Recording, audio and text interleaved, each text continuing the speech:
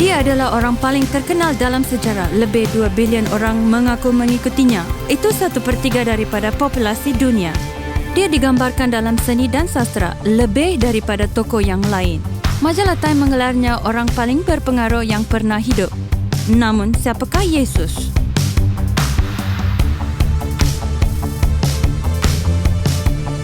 Siapakah Yesus? Saya rasa saya percaya dia seorang manusia. Dia anak Allah. Saya tak percaya Yesus pernah wujud. Anak Allah? Kalau terpaksa menjawab, saya akan jawab Allah. Dia bermain sayap Chelsea. Kalau awak baca Alkitab, saya tak percaya semua itu. Segalanya. Mungkin bagi saya, dialah segalanya. Siapa Yesus? Sebenarnya, saya tak tahu. Saya bukan orang yang warak. Dia mungkin seorang penyelamat. Entahlah. Yesus mungkin lelaki terkenal yang pernah hidup pada zaman dahulu dan memberikan nasihat baik kepada orang ramai. Kemudian semuanya berkembang dari sana. Saya bukanlah seorang Kristian sejak awal. Saya berasal daripada keluarga peguam bela. Bapa, ibu dan kakak saya seorang peguam bela. Anak-anak saya juga seorang peguam bela yang berkelulusan. Begitu juga kedua-dua datuk dan bapa saudara saya. Jika kami membela kucing, ia pasti menjadi peguam bela. Bapa saya seorang Yahudi sekila. Dia terselamat daripada Holocaust. Ramai ahli keluarganya mati semasa Holocaust. Ibu saya tidak pergi ke gereja. Bapa saya menganggap dirinya seorang agnostik. Oleh itu, saya pun menganggap diri saya sebagai seorang atheist sewaktu masih remaja. Saya seorang atheist yang suka berdebat. Saya tak berusaha membuat orang lain menjadi atheist. Tapi jika ada yang cuba menjadikan saya Kristian, saya memang petah melawan mereka. Saya juga sangsi terhadap orang Kristian. Saya berkenalan dengan beberapa orang semasa tahun perantara dan mereka mempunyai senyuman yang amat menyaksikan. Pada tahun pertama di universiti, saya dan kawan saya, Nikki Lee, tinggal bersebelahan bilik. Saya minta dia berjaga-jaga dengan orang Kristian. Saya kata, jangan benarkan mereka masuk ke bilik awak, tak kira apa juga. Tapi dah terlambat, dia berkenalan dengan mereka. Tak lama kemudian, dia dan Sila yang kini menjadi isterinya, beritahu saya mereka dah jadi Kristian. Saya jadi takut. Mereka orang yang baik. Saya berfikir macam mana nak bantu mereka. Saya tak tahu apa-apa tentang agama Kristian. Baik saya siasat. Saya berjaya dapatkan senaskah Alkitab malam itu. Saya mulai membacanya. Saya baca bahagian awal Perjanjian Baru. Saya baca Injil Matius, Markus, Lukas. Saya tertidur pada waktu 3 pagi sewaktu membaca Injil Yohanes. Keesokan harinya, saya sambung membaca sepanjang hari. Sehinggalah 2 hari seterusnya. Saya seorang pelajar, jadi saya amat lapang. Setelah selesai membaca Perjanjian Baru, saya pun dapati ia memang benar. Anda tak boleh buktikan agama Kristian menggunakan matematik. Anda tak boleh buktikannya secara saintifik. Sains amat penting, tapi ia menjawab soalan yang berbeza. Sains menjawab soalan bila dan bagaimana dunia ini wujud. Tapi ia tak boleh menjawab siapa dan mengapa. Andaikan saya bawa sebiji kek buatan sendiri ke sini, kemudian memberikannya kepada seorang saintis. Seorang saintis boleh jelaskan bagaimana ia dibuat. Mereka mungkin boleh beritahu bila ia dibuat, tapi cuba saya boleh beritahu siapa yang buat dan mengapa saya membuatnya. Hanya pencipta kek yang boleh buat begitu. Hanya saya yang boleh kata, saya yang buat kek itu. Saya juga boleh beritahu mengapa saya membuatnya.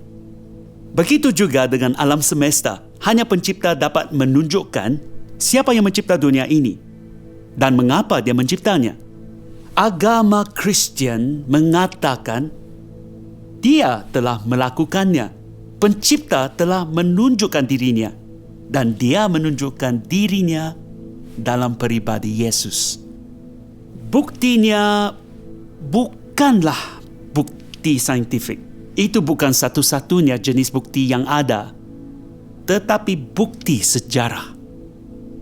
Sewaktu menjadi peguam bela, itulah yang kami harapkan. Kami bergantung kepada bukti sejarah yang dikemukakan kepada juri. Ia peristiwa yang berlaku dahulu. Mereka tiada di sana. Setiap kali juri membuat keputusan, ia adalah keputusan yang dibuat berdasarkan bukti. Saya tak mungkin menjadi Kristian jika tak percaya adanya bukti. Saya tak boleh percaya membuta tuli. Bagi saya, iman terhadap Yesus adalah suatu langkah iman berdasarkan bukti sejarah yang baik. Anda mungkin bertanya, mengapa bermula dengan Yesus? Saya tak percaya Allah wujud, tapi saya mempercayai Allah melalui Yesus. Kerana kebangkitan Yesus menunjukkan dunia ini mempunyai pencipta. Pencipta itu harus dilihat melalui Yesus.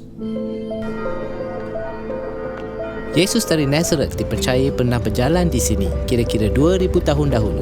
Namun, apa buktinya dia pernah wujud? Sebenarnya memang ada banyak bukti. Tiada ahli sejarah yang serius akan menafikan kewujudan Yesus. Sejarawan Roma Tacitus dan Suetonius menulis tentang Yesus. Sejarawan Yahudi abad pertama Josephus menggambarkan dia sebagai Yesus, lelaki penuh keajaiban.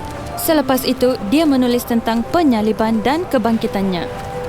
Memang ada bukti di luar Perjanjian Baru tentang kewujudan Yesus. Namun, kebanyakan buktinya datang dari Perjanjian Baru. Ada orang berkata, Perjanjian Baru sudah lama ditulis. Bagaimana kita tahu isi kandungannya tidak diubah suai sejak dari dahulu? Jawapannya adalah, kita memang tahu melalui sains yang digelar kritikan teks. Kritikan teks memeriksa bilangan salinan manuskrip asal yang kita ada pada hari ini. Ia juga meneliti jurang masa antara dokumen asal dan salinan terawal yang kita miliki. Pada asasnya, semakin banyak manuskrip yang kita ada dan semakin awal ia ditulis, semakin kuranglah keraguan tentang dokumen asalnya. Ayo bandingkan Alkitab dengan tulisan lain dalam sejarah, karya yang digunakan secara meluas di sekolah dan universiti. Ayo, perhatikan sejarawan Yunani Herodotus dan Thucydides. Mereka berdua menulis pada abad ke-5 sebelum Masehi. Tetapi salinan terawal karya mereka yang kita ada bertarikh 900 tahun Masehi. Terdapat jurang 1300 tahun. Tambahan lagi kita hanya memiliki 8 salinan manuskrip ini. Ataupun sejarawan Roma Tacitus. Terdapat jurang 1000 tahun antara penulisan bukunya dan manuskrip pertama kita. Malah hanya ada 20 salinan. Ataupun Gallic War oleh Caesar, 950 tahun antara penulisannya dan salinan manuskrip pertama yang kita ada. Malah kita cuma ada 9 atau 10 salinan manuskrip tersebut. Begitu juga History of Rome karya Livy. Terdapat jurang 900 tahun dari tarikh ia ditulis dengan manuskrip pertama yang kita ada. Malah kita cuma ada 20 salinan. Tentang Perjanjian Baru pula, ia amat berbeza. Perjanjian Baru ditulis kira-kira 40 ke 100 tahun Masehi dan kita mempunyai bukti manuskrip yang bertarikh seawal 130 tahun Masehi dan manuskrip lengkap menjelang 350 tahun Masehi. Kita juga memiliki lebih daripada 5,300 buah manuskrip Yunani, 10,000 terjemahan Latin dan 9,300 yang lain. Oleh itu, kita amat yakin tentang ketepatan, keaslian dan integriti kitab suci Perjanjian Baru yang telah diturunkan kepada kita sekarang. Hal yang menakjubkan tentang Alkitab adalah jurang kronologi yang kecil antara peristiwa yang digambarkan dan manuskrip pertama yang ada. Oleh itu, para cendekiawan Alkitab amat bertuah kerana berupaya memeriksanya dan mendapati ia lebih boleh dipercayai daripada alternatif yang lain. Sebagai cendekiawan, saya mengaku saya mempercayainya. Saya amat mempercayainya. Saya bergantung padanya.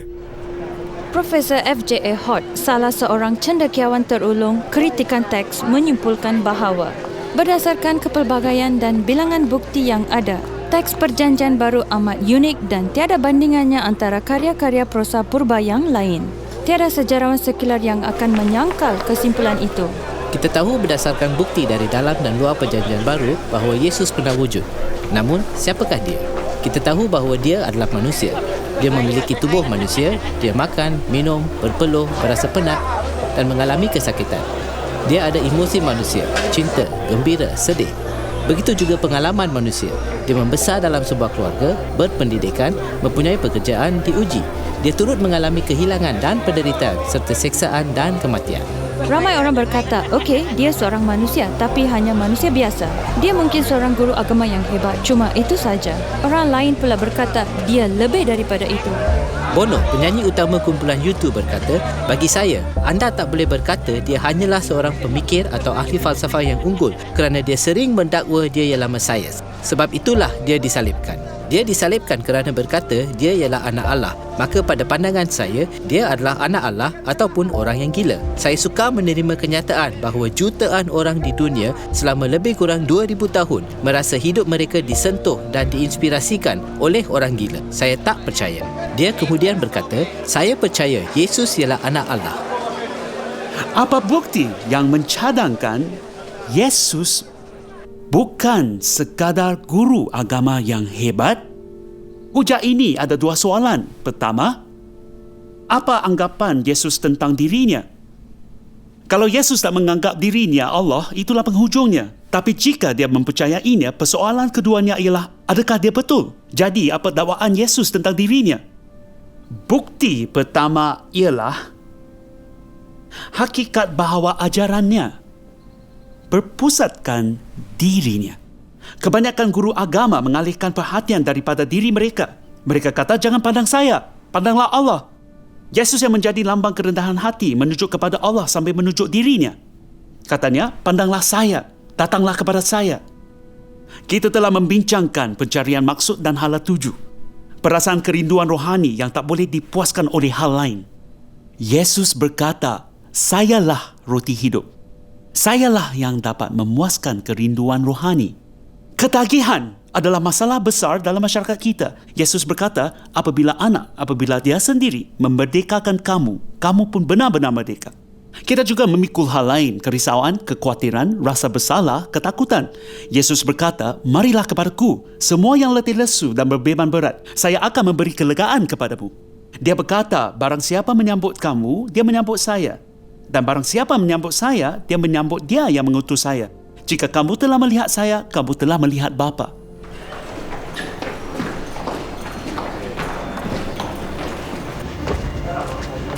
Pengampunan adalah teras agama Kristian. Yesus berkata kepada orang, dosamu telah diampuni. Jika seseorang bersalah terhadap anda boleh mengampun, tapi anda tak boleh berkata, dosa kamu telah diampuni. Apabila Yesus berkata begitu, orang Farisi bertanya, siapa dapat mengampuni dosa selain Allah? Yesus mampu melakukannya, malah Yesus datang mengorbankan nyawanya demi mengampunkan orang. Salah satu dakwaan paling jelas yang Yesus katakan tercatat dalam Injil Yohanes bab 10 ayat 30. Yesus berkata, saya dan Bapa adalah satu. Pemimpin agama menganggap dakwaan seperti ini sebagai kekufuran. Ia sama seperti mendakwa menjadi Allah dan ia boleh dijatuhkan hukuman rejam sehingga mati. Orang mengambil batu untuk merejam dia. Kemudian Yesus berkata kepada mereka, saya menunjukkan banyak keajaiban daripada Bapa. Keajaiban mana satu yang menyebabkan kamu merejam saya? Kami bukan merejam engkau untuknya, jawab mereka. Tapi kerana kekufuran, sebab sebagai manusia, engkau mendakwa diri sebagai Allah. Apabila anda melihat semua buktinya, adalah jelas bahawa Yesus membuat dakwaan tersebut. Ia merupakan dakwaan yang mengagumkan. Dakwaan seperti itu harus diuji. Jika difikirkan, cuma ada 3 kemungkinan. Ia tak benar.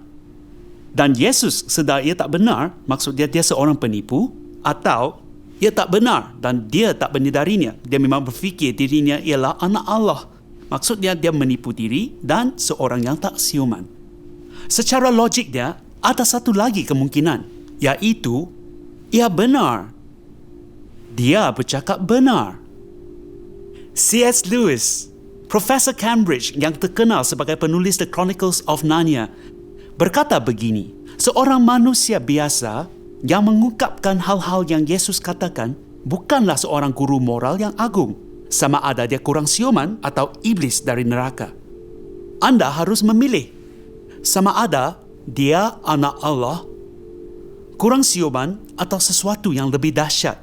Janganlah kita memanggil dia hanya sekadar guru manusia yang agung. Dia tak berikan kita peluang berfikir begitu. Itu bukan niatnya. Adakah dakwaan Yesus tentang dirinya benar? Apa bukti yang ada untuk menyokong dakwaan itu? Bukti pertama yang ada ialah ajarannya. Perjanjian Baru banyak kali merekodkan orang ramai berkumpul mendengar Yesus mengajar. Pada satu kali di atas gunung seperti ini, lebih daripada 5,000 orang berkumpul untuk mendengar ajaran Yesus. Khutbah di bukit dikenali ramai sebagai ajaran terhebat sepanjang masa. Ajaran Yesus adalah dasar seluruh ketamadunan kita. Kebanyakan daripada undang-undang kita diasaskan pada ajaran Yesus. Kasihi jiranmu seperti diri sendiri. Sebagaimana kamu dikehendaki supaya orang perbuat kepadamu, perbuatlah juga demikian kepada mereka. Selepas itu, ini amat luar biasa, kasihanilah musuhmu. Kita telah berkembang dalam setiap bidang sains dan teknologi. Namun, dalam 2000 tahun, tiada sesiapa pernah memperbaiki ajaran moral Yesus. Ia merupakan kata-kata terhebat yang pernah diucapkan. Ia kata-kata yang anda jangkakan akan diucapkan oleh Allah. Satu lagi kelainan kehidupan Yesus adalah kasihnya untuk golongan terpinggir, memberikan makanan kepada yang kelaparan dan menyembuhkan orang sakit. Sifatnya menawan jutaan orang yang tidak mengaku sebagai Kristian. Majalah Time menggelarnya lambang kesucian, sifat tidak mementingkan diri dan kasih yang berterusan dalam sejarah kemanusiaan barat.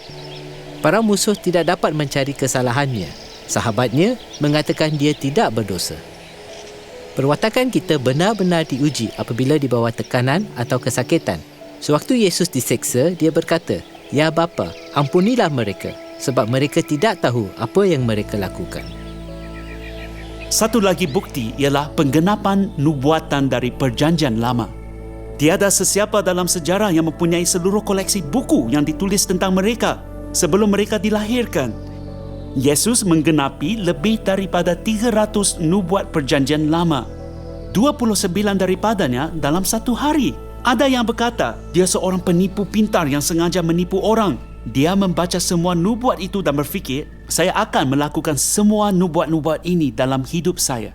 Masalah teori ini ialah bilangan nubuat yang ada. Selepas itu, sebagai manusia, dia tiada kuasa ke atas hal-hal ini. Terdapat nubuat yang menjelaskan kematian, tempat pengebumian, serta kelahirannya. Seorang penipu yang pintar akan berkata, "Oh, saya sepatutnya dilahirkan di Bethlehem. Sudah terlambat." Bukti yang terakhir, penaklukannya ke atas kematian, kebangkitan jasmani Yesus, adalah asas agama Kristian. Ini relevan kepada kita semua, kerana kita semua akan mati. Inilah statistik mutlak, semua orang akan mati. Apabila keranda diturunkan semasa upacara pengebumian, ia kelihatan muktamad, dan memang begitu. Melainkan, Yesus mati dan dikebumikan, kemudian dibangkitkan semula. Maksudnya, kematian telah ditakluk. Namun, adakah ini cuma angan-angan?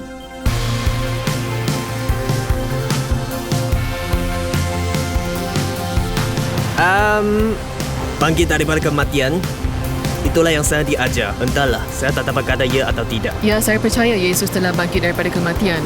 Sebagai orang sains, saya rasa itu akan mustahil. Saya rasa ya. Tidak. Ya, saya percaya. Saya memang tak percaya Yesus bangkit dari kematian. Tidak, saya tak percaya. Tidak. Yesus tidak bangkit semula. Itu tak masuk akal. Ia mungkin satu metafora kan? Mungkin khayal dadah. Ya, mestilah. Saya percaya 100%. Hubungan saya dengannya adalah buktinya. Saya tak pasti. Saya belum kaji. Saya tidak tahu. Terdapat 4 bukti tentang kebangkitan. Bukti pertama ialah ketiadaannya di dalam kubur. Tiada sesiapa pernah menjelaskan mengapa mayat Yesus tiada dikubur pada hari Paskah yang pertama. Banyak jenis penjelasan telah dikemukakan. Contohnya, mungkin pihak berkuasa mencuri mayat itu. Kalau begitu, mengapa mereka tak menunjukkan mayat itu sewaktu orang mula berkata dia sudah bangkit? Mungkin perompak telah mencuri mayatnya. Tapi apabila murid-muridnya terdengar Yesus telah dilihat, mereka berlari ke kubur dan mendapati kubur itu sudah kosong. Di dalam kubur itu adalah kain kapan yang telah membalut Yesus. Satu-satunya benda berharga untuk dirompak masih ada di sana. Kain kapan telah menyusut seperti kepompong beluncas apabila kupu-kupu telah keluar. Kain yang membalut kepala Yesus telah dilipat dan diletakkan di tempat yang lain. Setelah melihatnya, mereka pun percaya. Yang kedua, dia memunculkan kepada murid-muridnya. Yesus dilihat lebih daripada 11 kali. Ada sekali kepada kira-kira 500 orang. Orang berkata itu cuma halusinasi. Halusinasi memang terjadi di kalangan orang yang tegang, sangat resah atau amat berimajinatif ataupun orang yang sakit atau khayal dadah. Namun murid-muridnya tidak tergolong dalam kategori tersebut. Terdapat yang sini seperti Thomas, nelayan yang tegas dan pemungut cukai. Pemungut cukai tidak berhalusinasi. Bukti ketiga adalah perubahan yang terjadi kepada para muridnya. Mereka adalah sekumpulan yang tak keruan, hampa atas kematian pemimpin mereka. Tiba-tiba, mereka berubah dan berkata, "Kami telah melihat Yesus, dia memang hidup." Kemudian memberitahu orang ramai. Selepas itu, mereka semua dibunuh, disalibkan, diseksa, dipancung atas kepercayaan mereka. Sekiranya mereka memperdayakan orang, mereka hanya perlu berkata, "Tidak, ia tidak benar." Tapi mereka tak mengatakannya kerana tahu ia benar. Ia mengubah kehidupan mereka sepenuhnya. Akibatnya, pergerakan luar biasa ini tersebar ke seluruh dunia. Ia pergerakan yang tiada tandingan dalam sejarah manusia. Keempat, yang masih berlaku hari ini. Kini terdapat lebih 2.3 bilion orang Kristian seluruh dunia. Dari setiap etnik, benua kewarganegaraan, latar belakang ekonomi, sosial dan intelek. Mereka semua mengatakan pertemuan Yesus Kristus yang telah bangkit.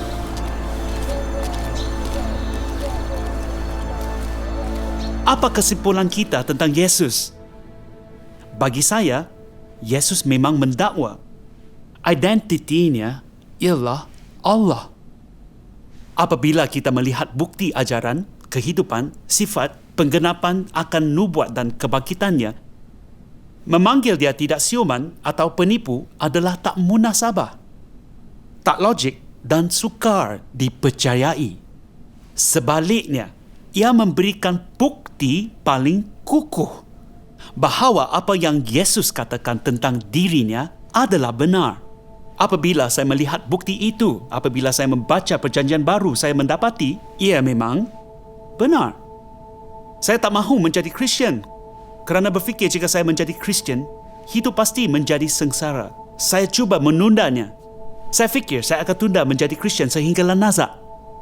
Tetapi saya sedar itu tidak jujur dari segi intelek.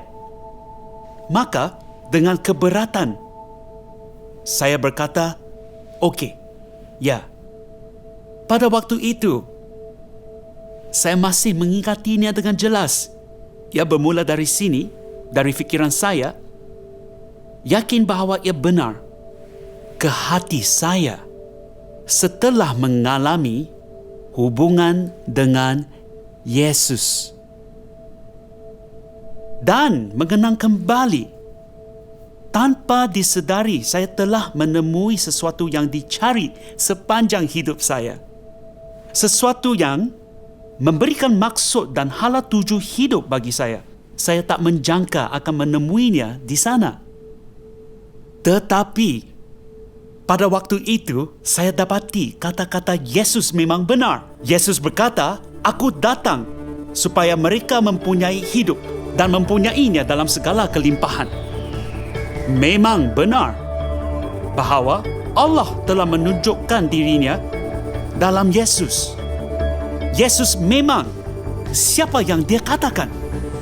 Yesus benar-benar telah bangkit dari kematian. Harapan memang ada selain hidup ini. Harapan memang ada untuk kehidupan ini. Sekarang, dalam kehidupan ini, dalam pertemuan dengan Yesus, kita menemui kehidupan dalam segala kelimpahannya.